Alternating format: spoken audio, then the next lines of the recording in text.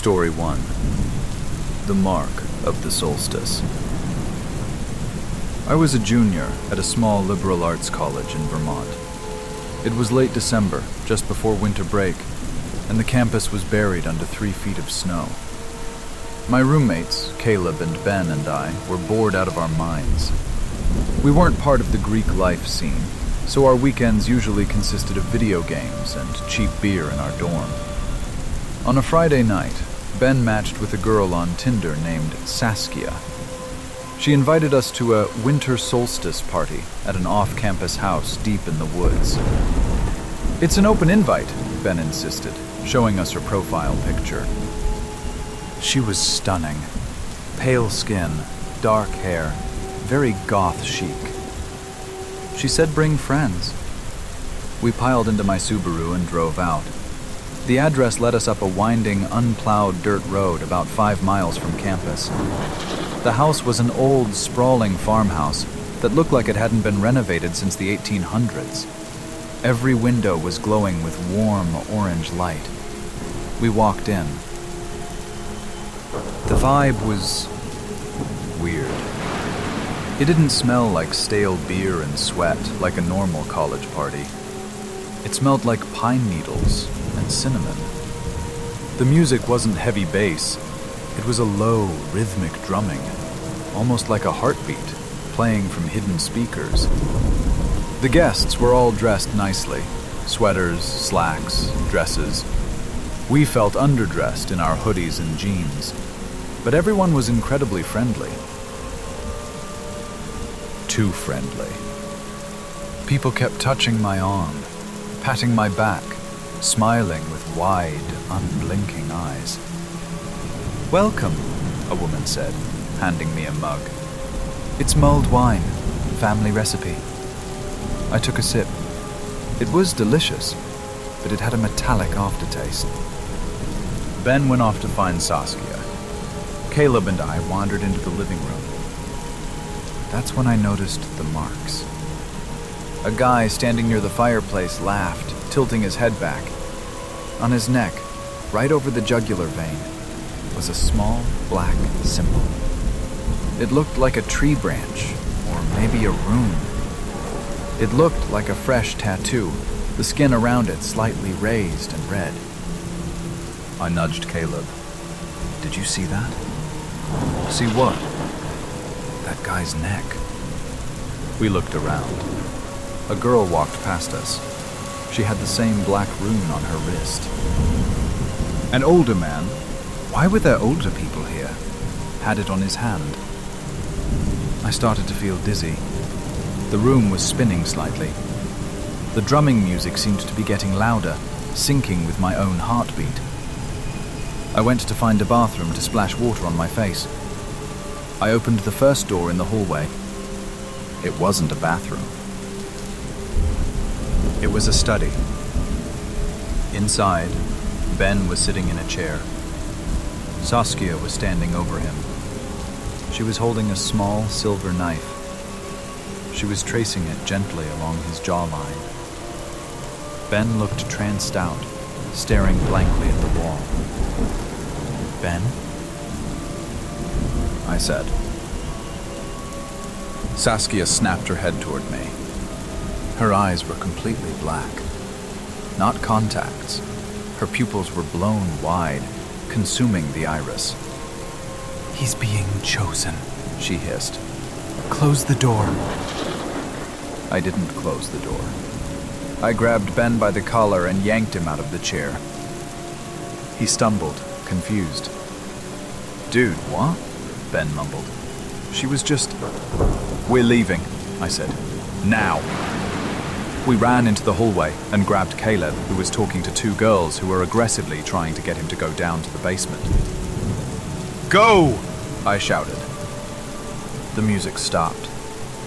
Every single person in the house turned to look at us. The friendly smiles were gone. Their faces were slack, emotionless. "The cycle isn't complete," the older man by the fireplace said. His voice boomed in the silent room. We bolted for the front door.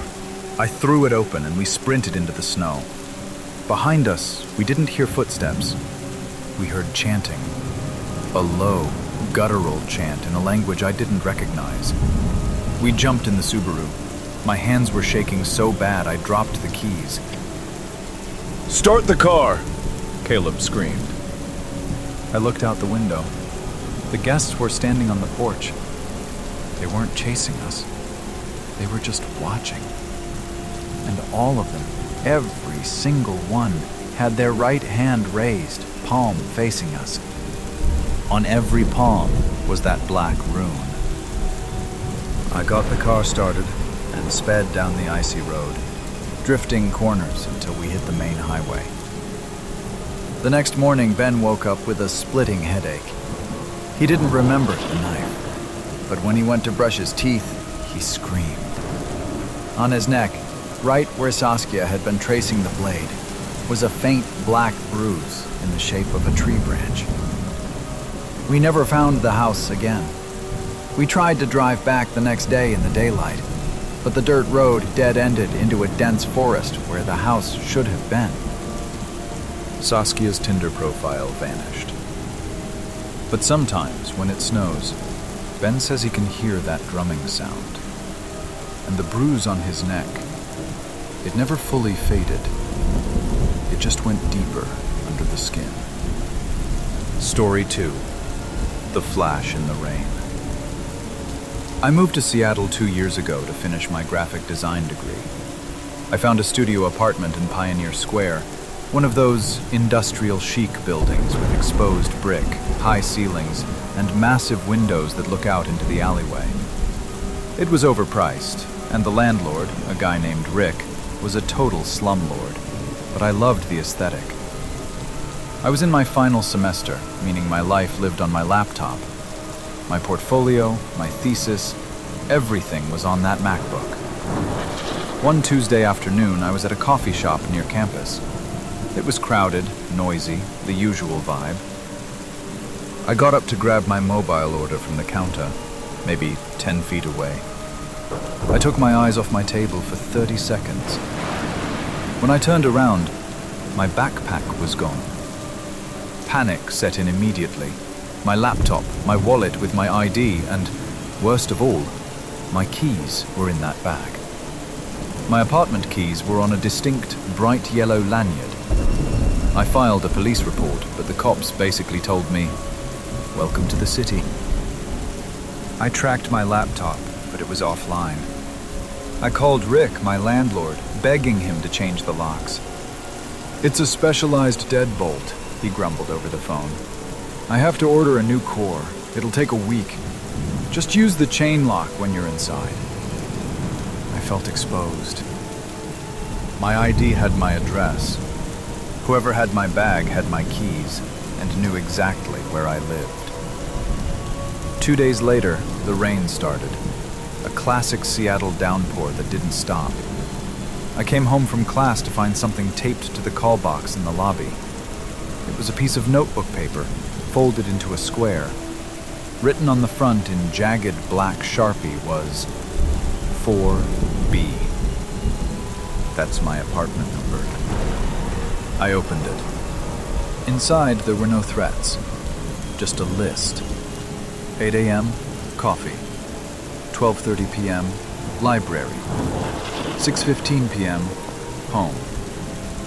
My stomach dropped. Someone was watching me.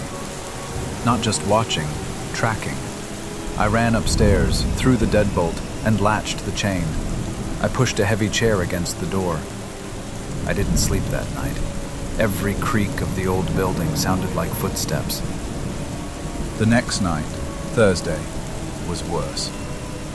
I was sitting on my bed, working on a loaner laptop from the school. My apartment is on the 4th floor, facing a narrow alley. Across the alley is an abandoned brick building with a rusted fire escape that zigzags down the wall. It was pitch black outside, rain hammering against my windows. I hadn't drawn the blinds because, well, who looks into a 4th-story window from an alley? Suddenly, a bright flash lit up the room. It was a blue-white light, instantaneous and blinding. Click. I froze. It looked like lightning, but there was no thunder. 10 seconds later, flash. I scrambled off the bed and crawled to the window, peering through the bottom corner. On the fire escape across the alley, level with my window, was a dark figure. He was wearing a rain poncho. He was holding a DSLR camera with a long lens. He wasn't taking pictures of the skyline. He was taking pictures of me. I screamed. I grabbed my phone to call 911, but by the time I looked back, the fire escape was empty. He had vanished into the shadows. I stayed at a friend's place that night. I told the police, but again, no clear face, no crime committed inside the apartment yet. They took a report and left. I had to go back the next morning to get clothes. I brought my friend Sam with me for protection. We walked up to 4B. I reached for my spare key, but I didn't need it. The door was unlocked. I pushed it open. The apartment hadn't been robbed. My TV was there, my jewelry was there, but it had been violated. Every single photo I had taped to my wall, photos of friends, family, my dog, had been taken down and laid out on the floor in a perfect circle in the middle of the room. In the center of the circle was my stolen backpack. I walked over to it, my legs shaking. I opened the main pocket. My laptop was gone. My wallet was gone. But inside, resting on the bottom, was my yellow lanyard with my keys. And wrapped around the keys was a note. I like the way you sleep. I looked at my bed. The duvet was pulled back. There was a dent in the pillow, and on the sheets, there were muddy boot prints. He hadn't just broken in. He had lain in my bed. He had waited for me. And when I didn't come home, he left the keys as a message. I can get in whenever I want. I moved out that day. I broke my lease, lost my deposit, and moved to a secure complex in Bellevue with 24-hour security. I never got my laptop back. But sometimes, when it rains at night, I still wait for that camera flash. Story 3. The final review. I'm an architecture major at UT Austin. If you know anything about architecture school, you know the final review is life or death. You spend the entire semester working on one massive rendering, and then you present it to a panel of professors and visiting critics in a dark auditorium. I was already on edge because I had just gone through a nasty breakup with my boyfriend, Caleb. Caleb was a computer science major. Smart, but incredibly insecure. When I ended things, he didn't scream or cry. He just stared at me and said, "You're going to regret this." I blocked him on everything. I threw myself into my work. I lived in the design lab, surviving on espresso and vending machine crackers.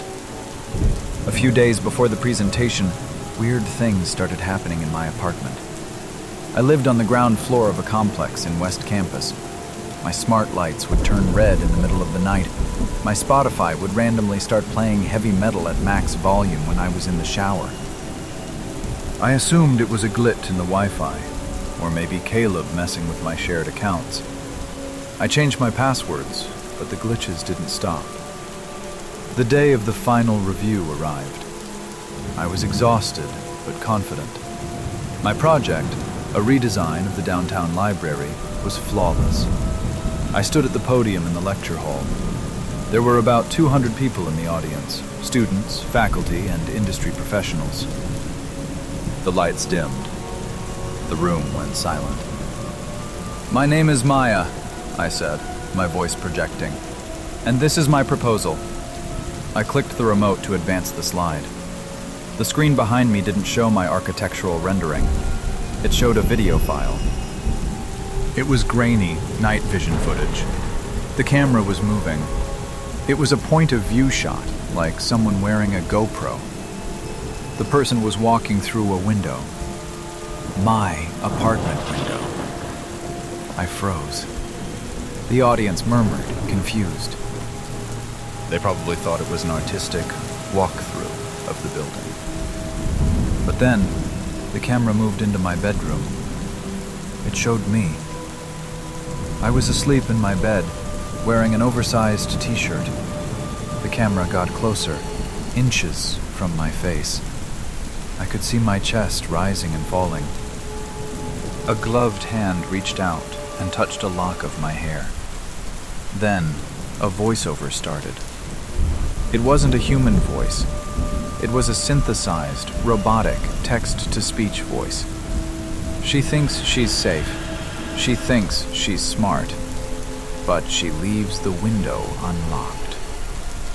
Then, the video cut to a montage. It was photos. Hundreds of them. Photos of me in the shower, taken from a hidden camera I didn't know existed.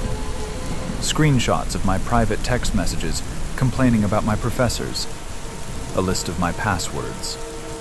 And finally, my social security number, displayed in bold red font across the screen. The room erupted.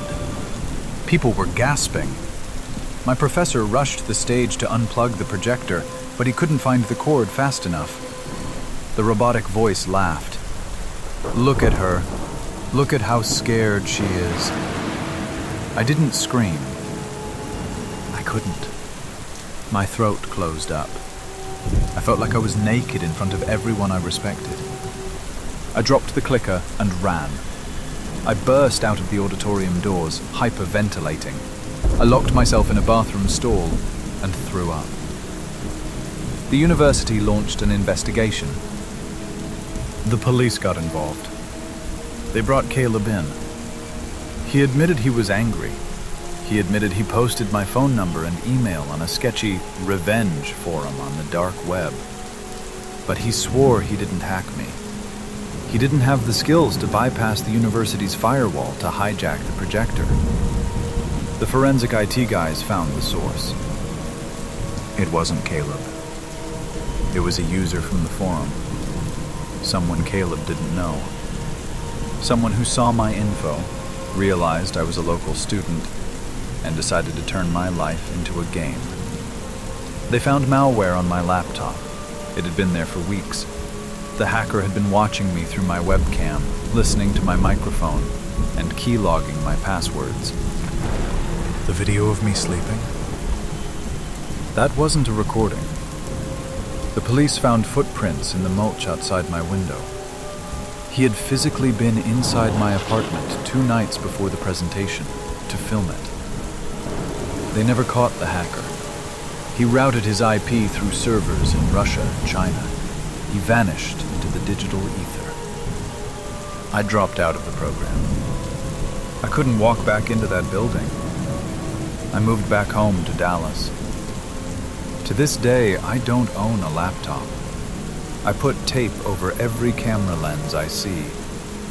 And I still get random friend requests on social media from blank profiles with names like, "I saw you sleeping."